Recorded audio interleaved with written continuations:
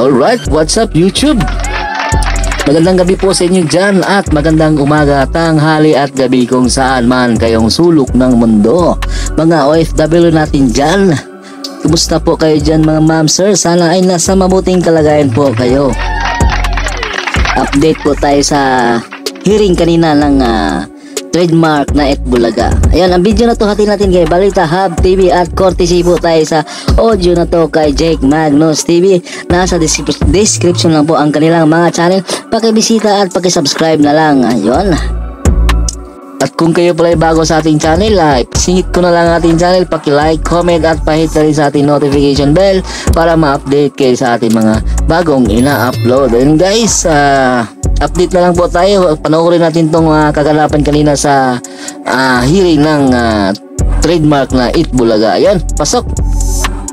Alright, pusap sa inyo mga kababayan. Ito pong pag-uusapan natin mga kababayan at mga video panonoorin po natin ay walang iba lang naman kung hindi yung mga video ni Models of Manila na kung saan mga kababayan natalakay po dito or masasabi na rin pong update ito patungkol po sa nangyaring hearing po kanina. At dito matatalakay po natin yung paninindigan ng Tape Incorporated na hindi po sila nagkulang sa benepisyo ng mga umalis na empleyado sa kanila na sumama sa Tito Vic and Joey mga kababayan. At dito, bago natin ito pag-usapan, ay nais ko po muna sabihin sa inyo na kung kayo po ay bago pa lamang po sa ating YouTube channel, hinihika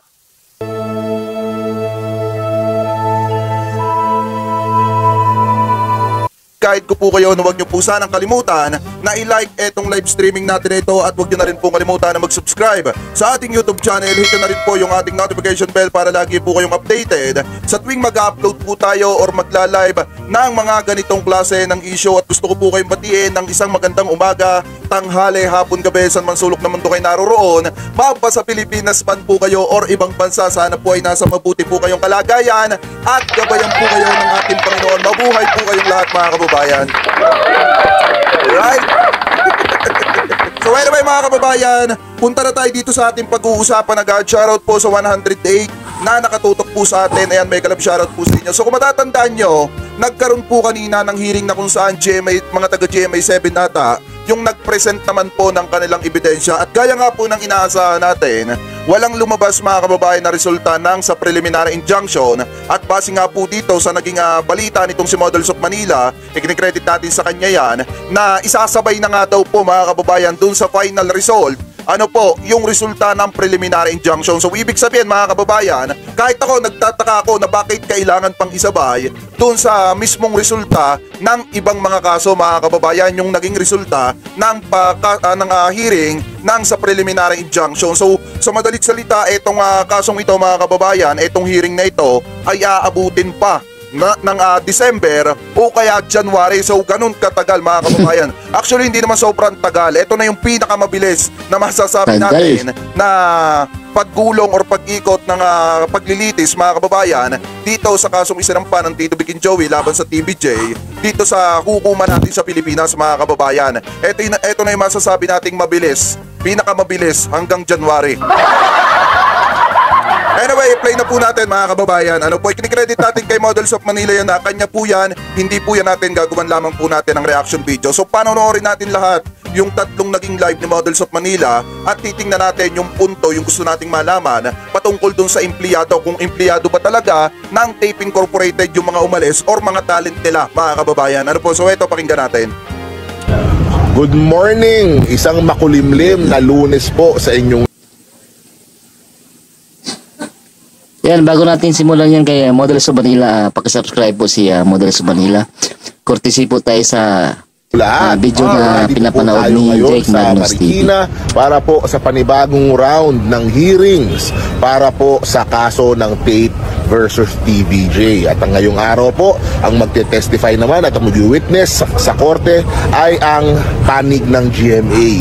Para mabigay po nila yung kanilang side ng kaso at makapag-testify po dito po sa korte. Of course, So baka marami ang nagtataka, lalo na yung mga panatiko nung iba na gusto lamang makakita ng buta sa Tito Vic and Joey na bakit daw? Kasi may mga nakikita ako sa comment section mga kababayan nung iba na bakit daw po kasali pa ang GMA7 sa hindi pagkakaintindihan ng Tape Incorporated at saka daw po ng Tito Vic and Joey. Uulitin ko lamang po mga kababayan ha, kaya po kasali ang GMA7 dito sa hindi pagkakaunawaan ng Tito Vic and Joey at saka ng TVJ dahil mismong sa network po ng GMA7 ipinalabas yung mga episode po na wala pong pahintulot ng Tito Vic and Joey nung umalis po sila. Yes. Nagpalabas po ng mga episode mga kababayan ng Itbulaga which is nandoon ng mukha ng Tito Vic and Joey sa network po ng GMA7. So kaya po sila kasali dito sa isinampang reklamo ng Tito Vic and Joey. Ipagpatuloy pa natin. May po sila yung pong GMA sa kasong ito kasi po sila ang network na nag-ere nung pong replay ng Itbulaga na pinalabas po ng tape na walang pahintulot mula po sa TVJ. So kaya po nadama yung pong GMA, kaya nagkagulo-gulo din po dahil nga po doon sa mga pangyayari na yun. After po magpaalam ng Tito Vic and Joey ay pinili pa rin ipalabas ng tape yung pong mga episode na yon kahit po walang permission para galing po sa TVJ. Siyempre po sila po yung nandun sa mga episode na yon, wala namang kontrata tungkol doon na pwedeng i-replay o pwedeng ipalabas po muli. So yun po ang hinahabol po ng Tito Vic and Joey. Kumukuha po sila ng damages worth mga 21 million. So ngayon po umaga dito sa korte, inabangan po natin yung po mga taga GMA. So ibig sabihin mga kababayan sa madalit salita, kung meron pang hinihingi memorandum, matagal-tagal pa, aabutin pa hanggang January, hanggang sa matapos mga kababayan, yung kontrata ng Tape Incorporated sa GMA7, aabutin pa ng ganung katagal bago lumabas yung resulta mga kababayan. So matagal-tagal pa ang paggamit ng Tape Incorporated sa pangalang Itbulaga. Sa madalit salita mga kababayan, kasi ang tingin ko talaga dito kahit naman, di ba, dati pa naman natin sinasabi na mahaba-haba pa ang pagsasamahan natin dito. Aabutin pa tayo ng Pasko dito mga kababayan, hindi lang Pasko, pati bagong taon.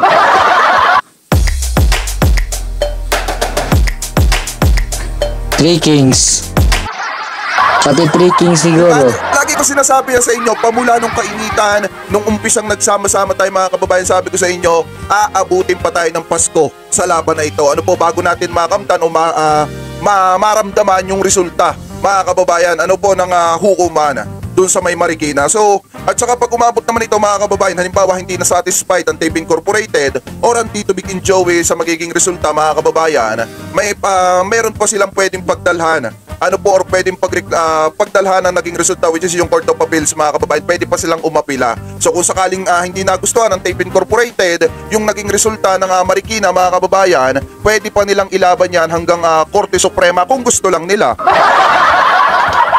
Pero base nga mga kababayan, dun sa naging balita ng mga vlogger ng kabila, talagang pinapahiwatik na nila ngayon pa lang na kung sakasakaling hindi nila maunawaan yung magiging resulta or hindi nila tanggap, talagang paabutin po nila ng Korte Suprema yan. Dahil alam natin, pagkatapos ng Marikina, kung gusto nila mag-apila, nandiyan naman ang Court of Appeals. So ipagpatuloy pa natin. Nga po natin, hindi ko po sure kung darating yung mga taga-tape, kung kasama din po sila dito, kung sasamahan nila yung mga taga-GMA, pero yung sa panig po ng TVJ sa Divina Law, nihintay din po natin, kung sakali pong nandyan sila Attorney Buko, ay tatanungin po natin sila kung ano na po ang update. Una po, tungkol po dun sa injunction na hinihintay po natin kasi around 30 days yun. Yun po yung natapos na hearing nung huli. At kung sakaling lumabas na yung resulta nun, tatanungin po natin kung kailan posible kaya lumabas. Pangalawa po, tatanungin po natin yung pong sa trademark na kaso po, yung pong trademark na ina-apply ni Joey De Leon, kung kamusta na po ba, kung tinanggap po ba ng IPO yung pong opposition ng tape kahit po ito ay na-delay, kahit po late po pumasok, di ba, kahit late na pumasok yung pong kanilang opposition tungkol po dito, and yung kanilang pag-oppose na din doon naman sa yung kanilang pagpapakancel doon po sa trademark ng tape para po sa 8 Bulaga. So dalawa po yung tumatakbo doon po sa tape sa IPO na mga issue at na mga kaso. So alamin po natin yan kay Atty. Buko at try na din natin kung baka may update na doon sa YouTube o doon sa ibang mga pinaglalabanan pa ng dalawang kampo. So subukan natin yun. Doon naman kay Atty. Maggie, medyo alamin ko din kung ito sino kaya. May YouTube pa pala. Nagkano ko mga kababayan, nagtingin-tingin ako kanina doon sa mga, kasi alam naman natin ang Abante, ang isa sa pinakaunang naglalabas ng balita. Ano po yung Abante una sa balita? So nagtitingin ako doon ng mga paliwanag ng mga lawyer ng tape o kaya ng lawyer ng Tito Big and Joey. Wala pa naman tayo mga kababayan na nakikitang update. Kaya ito lang yung nakita talaga natin na pinakamasasabi nating update. Kasi mamaya may mababanggit dito si Models of Manila patungkol doon sa mga empleyado. Yun kasi, di ba sabi ko naman sa inyo, yun yung isa sa pinakatututukan natin. Yung patungkol doon sa empleyado. Kasi doon natin malalaman kung empleyado ba talaga yung umalis or talent. Dahil pag talent yun mga kababayan, isa lang ibig sabihin nun. Wala silang karapatan doon sa mga YouTube channel, wala silang karapatan doon sa mga segment. Mga kababayan, ibig sabihin, ipinaregister nila yung mga segment under the tape mga kababayan nang walang consent mga kababayan nung sinasabi nilang empleyado nitong si Miss Jennifer Kaya talaga tinututukan natin ito kahit medyo nakakantok mga kababayan yung talagang pagtsatsagaan natin itong tapusin itong tatlo. Ayan tatlo yan.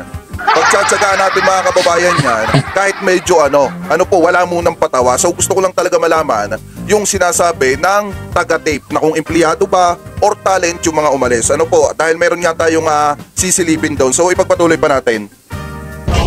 Alamin ko din kung may yung sa labor case ba, kung aware ba siya doon, kung meron ba siyang, kung siya din ba yung nakaharap doon or ito, yun na si Atty. Maggie natin. So guys,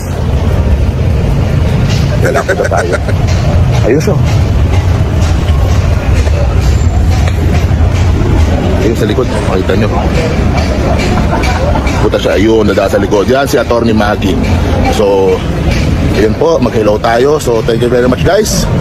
Yun na muna po, tuloy-tuloy po yung coverage po natin dito po sa kaso ng Tape at TVJ. See you po sa next video. Stay safe parati guys. Mamaya-maya po parating na din sa Divina Law. So update ko po kayo. See you po sa next video. Stay safe parati guys.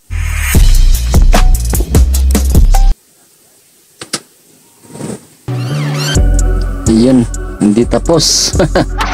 Ayaw ang tawag nito. Ang buong video na to ay nga kaya yung sa live ni Models of Manila. Bisitahin nyo na lang po ang kanilang channel at para ipagpatuloy nyo ang topic na to. Putol ito tayong magagawa dyan. Ayun, sana may napulot kayong chismis kahit konti lang. Yan, kung kayo pala bago sa ating channel, inimbitahan ko po kayong subscribe ating channel, paki-like, comment at pahit na rin sa ating notification bell para ma-update kayo sa ating mga ina-upload. Ayun, hanggang dito na lang guys ang ating show or palabas. Show talaga. Hanggang sa muli, ang Cool TV ang inyong lingkod, babush.